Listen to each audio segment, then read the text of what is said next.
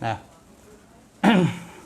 alhamdulillah sikit, jadi kita kisah berkenaan dengan peperangan Ain Jalut ini.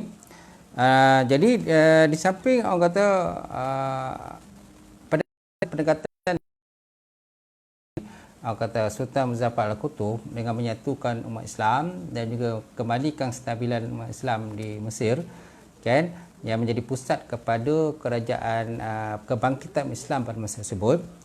Dalam masa yang sama, Halukukan, iaitulah pemimpin Tatar masa itu, dia telah menghantar 4 utusan terhadap Kutuh di Mesir.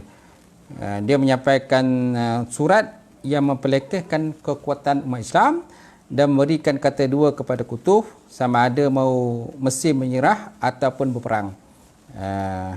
Jadi bila dibaca surat tersebut, yang salah surat ini menggetak supaya umat Islam jangan orang kata berperang dengan kerajaan Tatar, maka ada di kalangan pembesar dan juga pemimpin tentera masa itu pun mereka berkata, wahai kaum muslimin, kan, jadi ada kalangan mereka itu yang lari melarikan diri daripada tak nak ikut bersama dengan Kutuh untuk meneruskan perjuangan.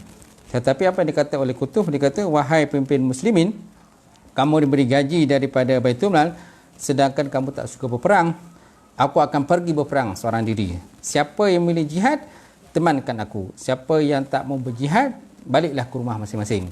Allah Ta'ala akan memerhatikannya. Dosa kehormatan muslimin yang dicabuli akan ditanggung oleh orang yang tidak mau berjihad pada jalan Allah Subhanahu Wa Ta'ala. Jadi kata dua itu diberikan oleh Sultan Muzaffar Al-Qutub kepada pemimpin Islam masa itu. Akhirnya mereka berubah fikiran, akhirnya mereka kembali memberikan sokongan kepada Sultan Muzaffar Al-Qutub. Kemudian dalam nak membina satu angkatan peperangan, jadi Sultan Muzaffar Al-Qutub memerlukan kepada dana ataupun duit untuk membeli kelengkapan peperangan. Jadi disebabkan oleh masalah kewangan masa itu, jadi Sultan Muzaffar Al-Qutub telah mengambil pendekatan meminta fatwa ataupun pandangan pada ulama supaya dibolehkan untuk mengambil dana daripada rakyat, di mana dengan dana tadi dapat digunakan untuk membeli kelengkapan peperangan untuk melawan kerajaan Tatar disebabkan oleh masalah kewangan yang berlaku kepada kerajaan Mesir pada masa tersebut. Kemudian Sultan Muzaffar Al-Qutub dia mengambil pendekatan dengan memanggil para ulama, memanggil pembesar-pembesar Mesir untuk duduk semeja untuk berbincang macam mana untuk mencari dana untuk mengadakan persiapan peperangan. Dan dalam mesyuarat tersebut ada seorang ulama yang hebat yang masuk dalam mesyuarat itu yang dipanggil, iaitulah Izzuddin Abdul Salam. Izzuddin Abdul Salam, dia ni digelar sebagai sultan kepada para ulama. Dan umurnya masa itu tuan-tuan, dia telah mencapai kepada 81 tahun. 81 tahun. Dan Kutuh telah meminta fatwa daripada sultan, daripada ulama Izzuddin Abdul Salam untuk membolehkan mengutip dana perang daripada rakyat. Lalu Izzuddin Abdul Salam mengeluarkan satu fatwa, dia kata, apabila negara Islam diserang, wajib ke atas dunia Islam memusuhi musuh yang datang. Boleh mengambil harta rakyat bagi membantu peperangan dengan syarat tidak ada harta langsung di dalam Baitul Mal. Dengan syarat tak ada lagi harta langsung di dalam Baitul Mal. Kemudian setiap kamu pihak pemerintah pula perlu menjual kesemua aset yang kamu miliki. Dia kata pula mana setiap pemimpin, pembesar-pembesar, mereka itu wajib menjual aset yang mereka ada. Dan tinggalkan untuk kamu hanyalah kuda dan juga senjata. Kamu rakyat adalah sama dalam masalah ini. Jika mengambil harta rakyat sedangkan pemimpin tentera memiliki harta dan juga peralatan mewah, maka ianya tak dibolehkan. Jadi maknanya kat situ menunjukkan pada kita bahawa boleh mengambil harta rakyat dengan syarat orang kata dalam Baitul Mal memang kosong, dah tak ada lagi harta. Kemudian dengan syarat lagi, maknanya pemimpin-pemimpin mesti juga orang kata menjual harta mereka. dan keuntungan daripada jualan harta tadi naklah digunakan untuk membayari peperangan atau membeli kelengkapan peperangan seperti kuda dan juga senjata. Jadi Kutuh menerima fatwa tersebut dan akhir dia melaksanakan fatwa tersebut, tuan-tuan. Baik, kemudian panjanglah kisah peperangan antara Ain Jalut ni sebenarnya panjang. Cuma kita saya mengambil ringkasan di sini bahawa peperangan ni berlaku, peperangan pertama, okey. Peperangan pertama yang berlaku antara Sultan Muzaffar Al-Qutuh dengan bala tenteranya dengan tentera Mongol ini ialah kali pertama berlaku pada 26 Julai tahun 1260 Masihi. Di mana tentera Islam masa itu dia dipecah pada dua kumpulan. Satu kumpulan dikuasai oleh Ruknuddin Baibras. Kemudian satu kumpulan lagi dikuasai oleh Sultan Muzaffar Al-Qutuh. Okay. Jadi daripada dua kumpulan tadi, kumpulan pertama biasanya dia akan berjalan di depan dulu. Jumlah kumpulan pertama ni tak ramai berbanding dengan jumlah kumpulan yang kedua. Yang backup ni ramai. Yang dulu jalan dulu ni, kumpulan yang tentera yang jalan dulu yang dikuasai oleh Ruknuddin Baibras ni jumlahnya tak ramai, tetapi jumlah yang ramai dikuasai oleh Sultan Muzaffar Al-Qutuh ia akan menjadi backup kalau terjadi peperangan di bahagian hadapan. Jadi peperangan yang pertama yang berlaku antara tentera Islam dengan tentera Mongol, ia telah berlaku di Gaza. Kan, pada tahun 1260 Masihi. Di mana tentera Mongol mereka menyangka bahawa tentera Islam tu tak ramai. Jadi kepala tentera Tatar yang bernama Katabha nama dia, kan. Jadi dia telah Katabha ni seorang pemimpin tentera Islam yang tentera kafir Tatar yang bengis. Dia ni memang sangat bengis. Dia ni orang kata memang sangat zalim. Jadi dia telah menghantar satu pasukan yang agak kecil untuk melawan tentera Islam yang sampai masa itu di Gaza masa tersebut. Dan akhirnya terjadi peperangan. Ketika itu pasukan utama tentera Mongol di bawah pimpinan Katabha berada di bumi Lubnan, kira-kira 300 km daripada Gaza. Melihat angka tentera Islam yang sedikit, mereka menghantar pasukan yang lebih kecil untuk menghadapi tentera Islam. Kemudian berlakulah peperangan antara kedua kumpulan tadi. Akhirnya tentera Islam telah mendapat kemenangan.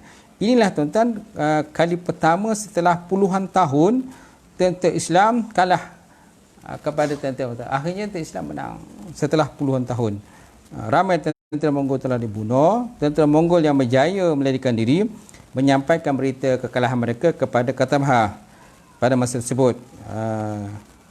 Jadi Katabha masa itu dia terkejutlah dengan apa yang berlaku, kerana sebelum ni dia kata tentera Islam ni memang semuanya pengecut, penakut dan sebagainya, dan mereka tidak akan mampu melawan tentera Tatar. Jadi akhirnya dia sangat terkejut. Kenapa?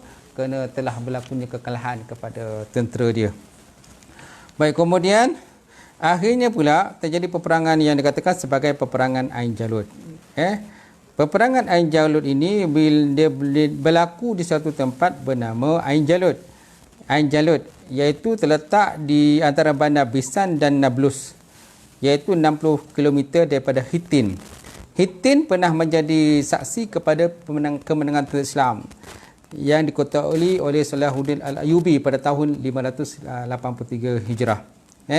Kemudian pernah juga terjadi peperangan di Yarmouk, lebih kurang 60 km daripada situ juga. Yarmouk pernah menjadi milik saksi kemenangan tentera Islam di bawah pimpinan Khalid bin Walid menentang tentera Rom pada 6 kurun yang sebelumnya. Jadi Ain Jalut ni pula tempatnya tak jauh dari situ juga. Ini pun terjadi juga peperangan antara Islam dengan tentera kafir, tapi kali ini dengan tentera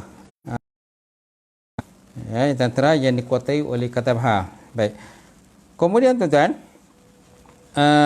sebelum peperangan berlaku dengan tentera Tatar ini, terdapat orang kata beberapa peristiwa yang penting juga berlaku. Antaranya ialah terdapat beberapa jumlah sukarelawan daripada Palestin datang untuk bergabung dengan tentera Islam. Yang mana mereka ini sebelum itu mereka itu mendiamkan diri. Mereka mendiamkan diri, menyembunyikan diri, takut pada tentera Tatar. Mereka takut nak lawan kerana jumlah mereka sedikit. Jadi apabila Sultan Muzaffar Al-Qutub dengan bala tenteranya datang untuk melawan tentera Tatar, jadi mereka pun keluar daripada tempat persembunyian mereka dan mereka menzahirkan sokongan mereka kepada tentera Islam. Kemudian tak lama itu juga kemudian para petani, kanak-kanak dan wanita juga bangun, kan? Bangun, orang-orang yang tua, orang uzur pun mereka pun bangun untuk memberikan bantuan dengan apa benda bantuan yang boleh mereka berikan kepada Islam. Kemudian dalam masa yang sama juga, tuan-tuan, apa yang berlaku? Ada seorang lelaki bernama Sarimuddin Aibak. Sarimuddin Aibak ini dia seorang Muslim yang dipaksa menjadi tentera kerahan Mongol. Jadi wakil tersebut membawa berita maklumat berkenaan dengan tentera Mongol. Rupa-rupa tuan-tuan, Allah Ta'ala nak beri kata bantuan kepada Islam. Jadi Allah Ta'ala datangkan Sarimuddin Aibak ini. Dia ni sebelum ni orang kata membantu tentera-tentera Tatar. Kan? Kenapa? Kerana dia dipaksa untuk membantu. Jadi dia datang untuk memberi beritahu bahawa dia kata tentera Mongol tidak lagi sekuat sebelum ini, dia kata. Kalau 40 tahun lepas tentera Mongol ni hebat. Tapi pada masa sekarang dia kata tentera Mongol tak kuat lagi. Jadi Hulagukan mengalihkan sebahagian tenteranya dan panglima perangnya ke Iran. Jadi kekuatan mereka tak lagi sekuat ketika mereka menakluk negara Syam. Kemudian bahagian kanan Mongol lebih kuat pada bahagian kiri. Baik, kemudian tentera Islam perlu menguatkan bahagian kiri bagi menghadapi tentera Mongol. Jadi walaupun berita tersebut diberitahu pada Sultan Muzaffar Al-Qutub sebagai panglima tentera, dia pun tidak mengambil orang kata bulat-bulat, kan, apa-apa yang disebut oleh Sarimuddin Aibak tadi. Dia pun perlu berhati-hati dalam masalah tadi. Takut nanti orang kata dia terjerat terhadap apa yang beritahu berkenaan dengan kelemahan yang berada pada tentera Mongol. Kemudian tuan-tuan, pada 25 Ramadan, pada 25 Ramadan, Kutub dan tentera Islam berjaga malam dan mereka melakukan sembahyang tahajud, kan, mereka memohon pertolongan kepada Allah Subhanahu Wa Taala dengan hati yang penuh khusyuk dan mengharapkan kemenangan Islam, ya. Dan kemungkinan malam itu ialah malam Lailatul Qadar, ya. Jadi mereka Islam menghabiskan banyak masa dengan bertahajud dan berdoa kepada Allah Subhanahu Wa Taala dan menyerahkan diri kepada Allah Subhanahu Wa Taala. Semoga Allah Taala menerima mereka sebagai hamba-Nya dan memberi kemenangan kepada syahid kepada tentera Islam dalam pertempuran pada besoknya.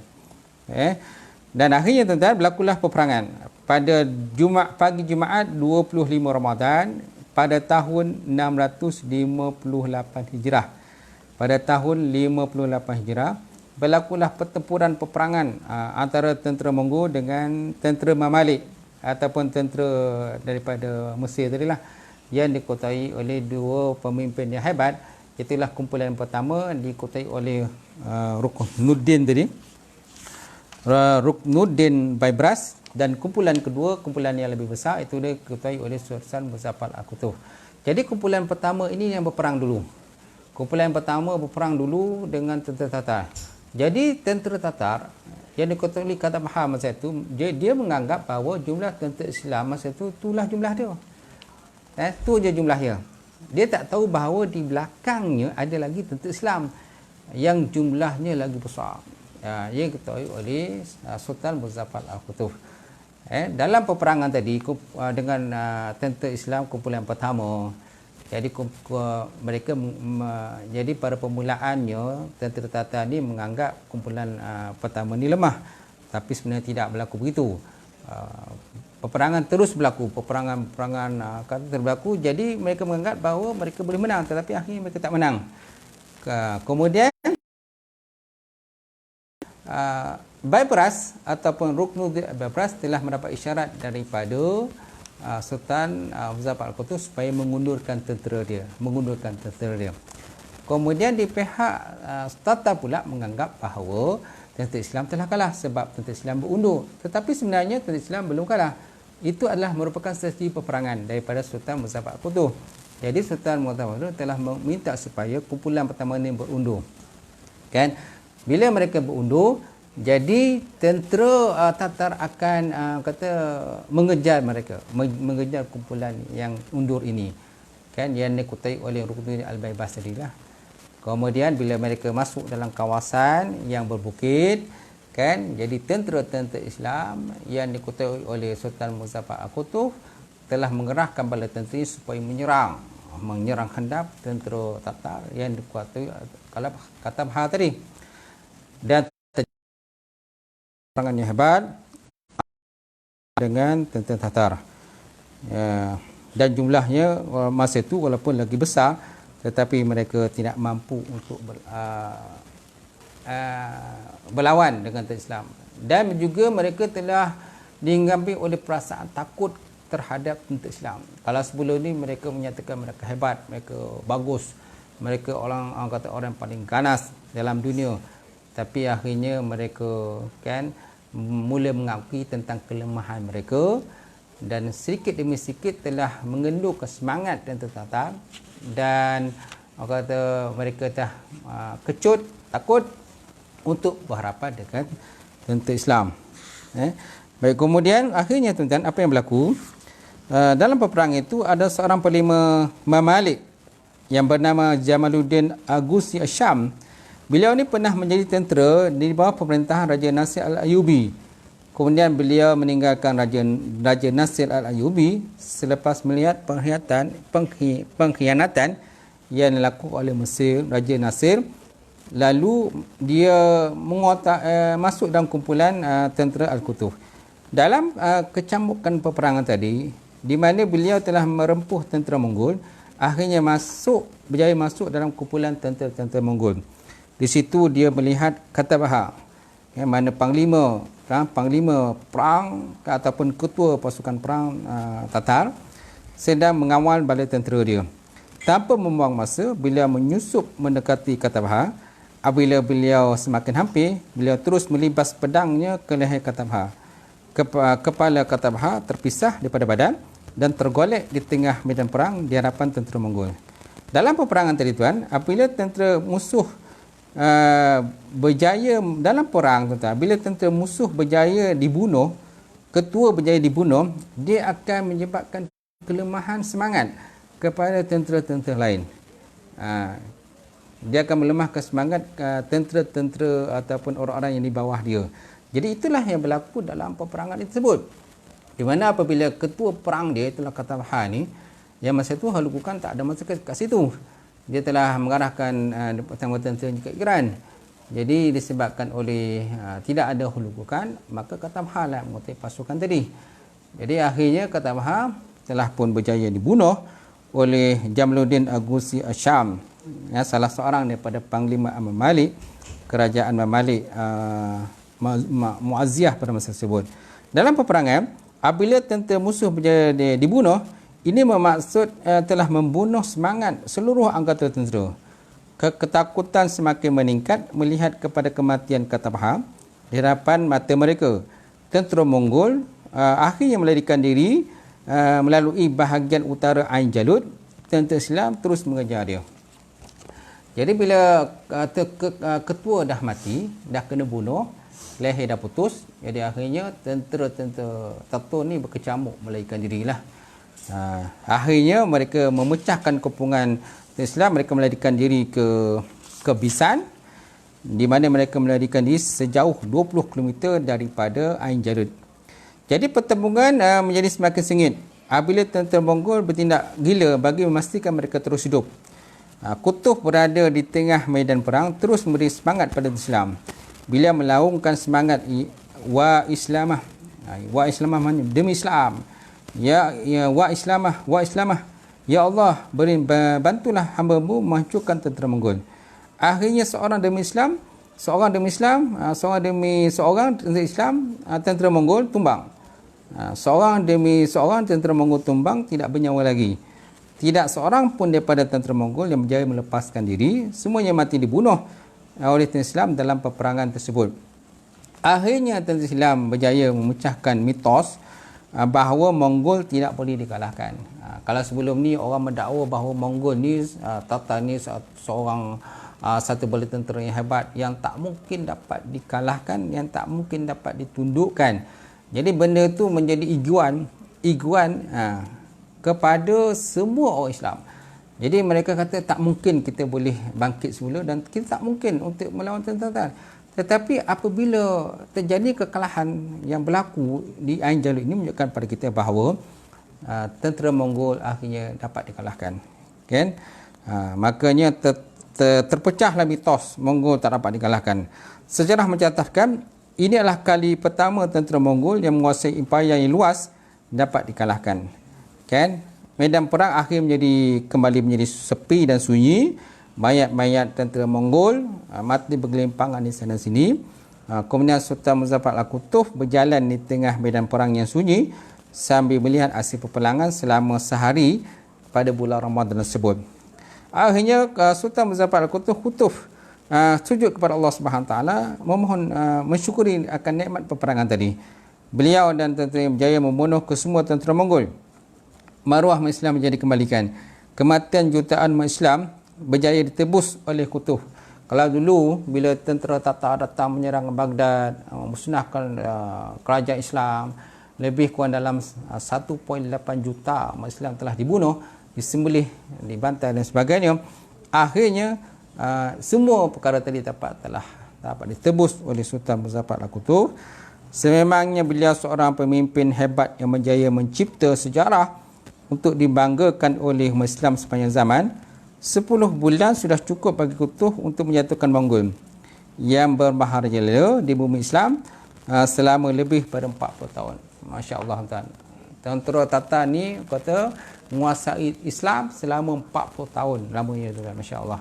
Sehinggalah akhirnya mereka jatuh di bawah kerajaan, di bawah Panglima Tentera Islam bersama dengan bala tenteranya yang dikuasai oleh Sultan Muzaffar Al-Qutub dengan panglima perangnya, iaitulah Ruknuddin Baibars.